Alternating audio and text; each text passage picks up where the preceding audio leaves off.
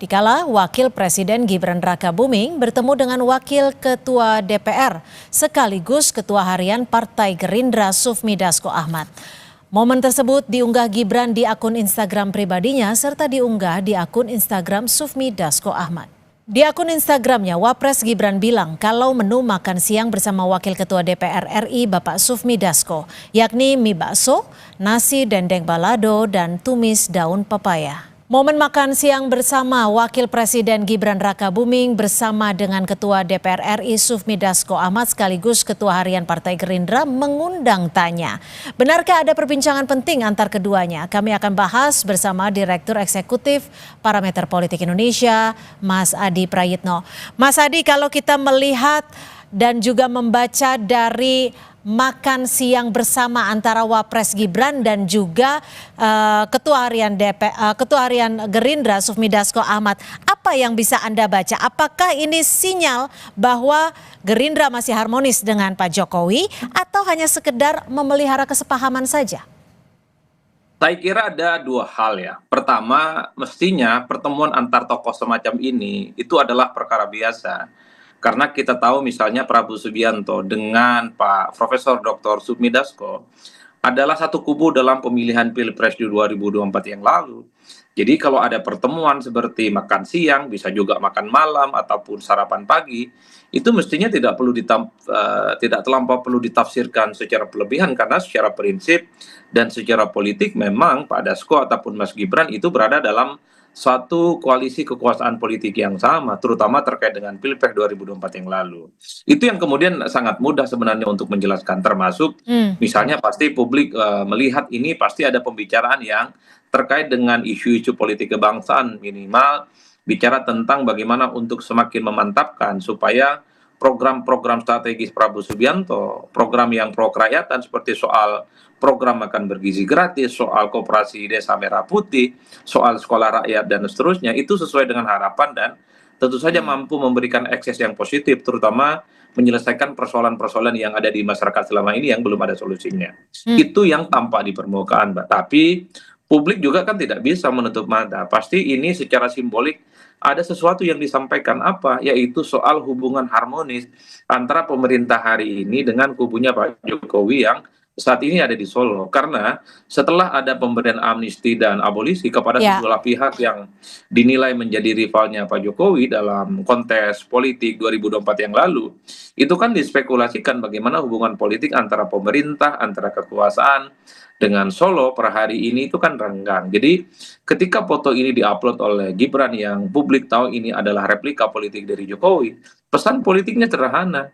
Hubungan politik pemerintah, hubungan politik kekuasaan hari ini, itu baik-baik saja hubungan politiknya dengan Solo. Tidak seperti yang dispekulasikan oleh publik, karena selama ini ada satu keyakinan.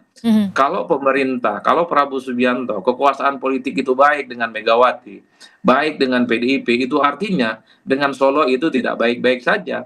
Begitupun sebaliknya, kalau hubungan baik antara kekuasaan dan pemerintah hari ini dengan Solo baik-baik saja, berarti dengan PDIP itu dianggap tidak baik-baik saja.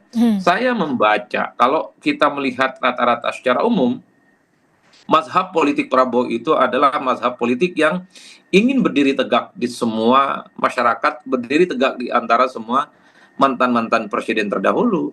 Jadi membaca Prabowo itu tentu tidak bisa dalam konteks hitam dan putih. Artinya Prabowo Subianto itu baik dengan SBY, baik dengan Jokowi, baik juga dengan Megawati Soekarno Putri. Jadi tidak bisa dalam perspektif konfliktual saja. Lalu sekiranya dari pertemuan makan siang kedua tokoh besar ini apa yang menjadi bahan diskusi? Ya pertama secara prinsip ya, kalau kita mau jujur, selama ini kan spekulasi hubungan antara Pak Prabowo dengan banyak pihak itu kan dipersepsikan sedang tidak oke. Misalnya begitu banyak kebijakan-kebijakan Prabowo itu kan diasumsikan berbeda secara diametral dengan kebijakan politik Prabowo dengan Pak Jokowi, maksud saya. Misalnya soal IKN itu kan adalah legasinya Pak Jokowi, tapi dalam perkembangannya sekalipun itu dilanjutkan, tapi kan misalnya dari segi anggaran ataupun dari segi target itu kan tidak segaspol dibandingkan dengan pemerintah sebelumnya. Begitupun misalnya terkait dengan infrastruktur itu kan tidak terlampau jor-joran dilakukan oleh pemerintah hari ini.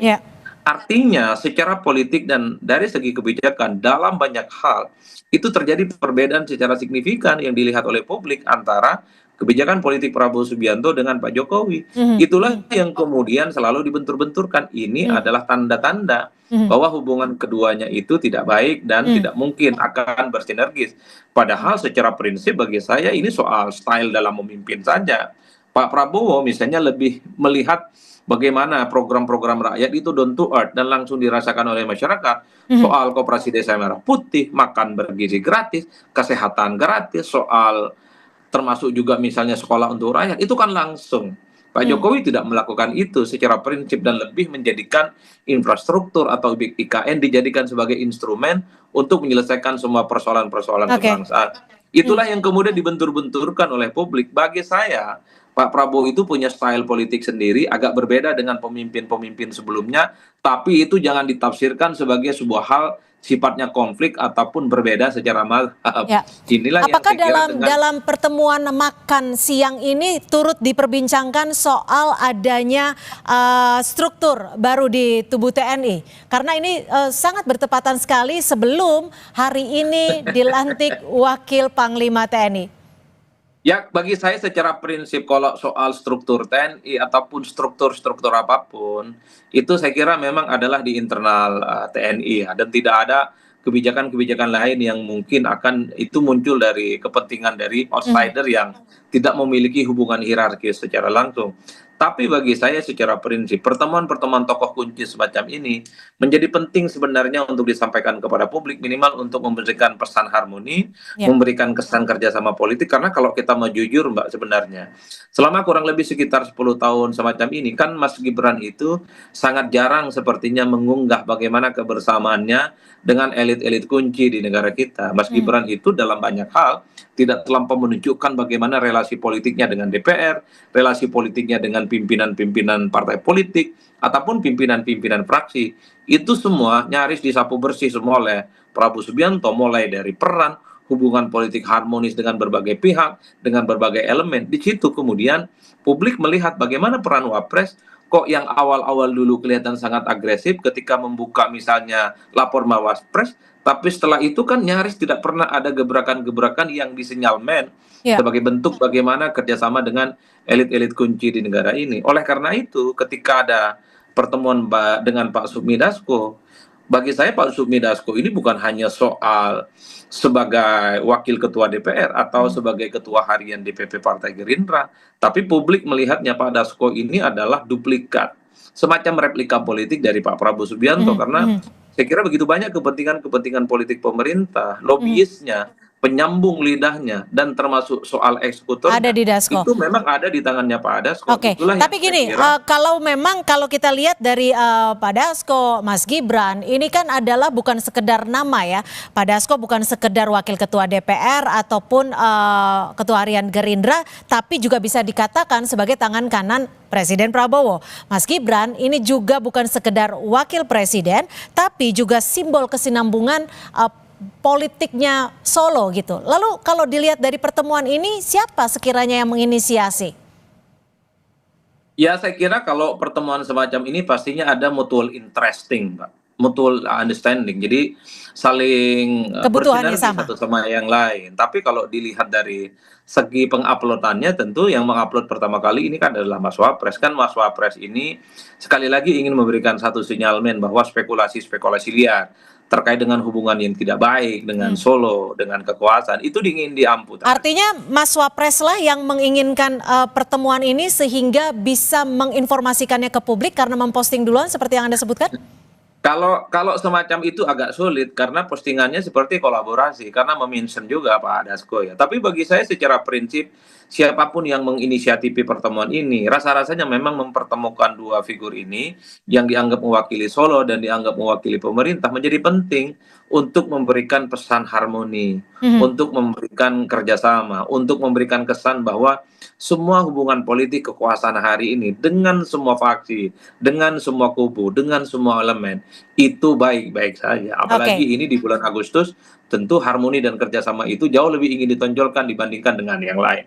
Itulah yang saya sebut sebagai panggung depan. Meski begitu, memang Pak Prabowo Subianto itu kan memiliki hubungan baik dengan mantan-mantan presiden terdahulu. Tapi bagi saya Pak Prabowo Subianto itu nggak mungkin didikte, nggak mungkin didirect, apalagi diatur-atur oleh mantan-mantan presiden terdahulu. Prabowo ingin menunjukkan sebagai presiden punya hak prerogatif dan bisa menentukan bagaimana arah kebijakan politik ke depan itu tentu sesuai dengan selera, sesuai dengan style, dan sesuai dengan keinginan-keinginan Prabowo tanpa diintervensi apalagi diatur-atur orang lain. Pesan itu yang sepertinya ditangkap oleh publik. Tapi dalam diskusi ini menurut Anda sendiri ikut dibahas tidak soal alasan mengapa Presiden Prabowo memberikan amnesti dan bagaimana membaca representasi kekuatan politik saat ini setelah pertemuan antara Dasko dan juga Gibran?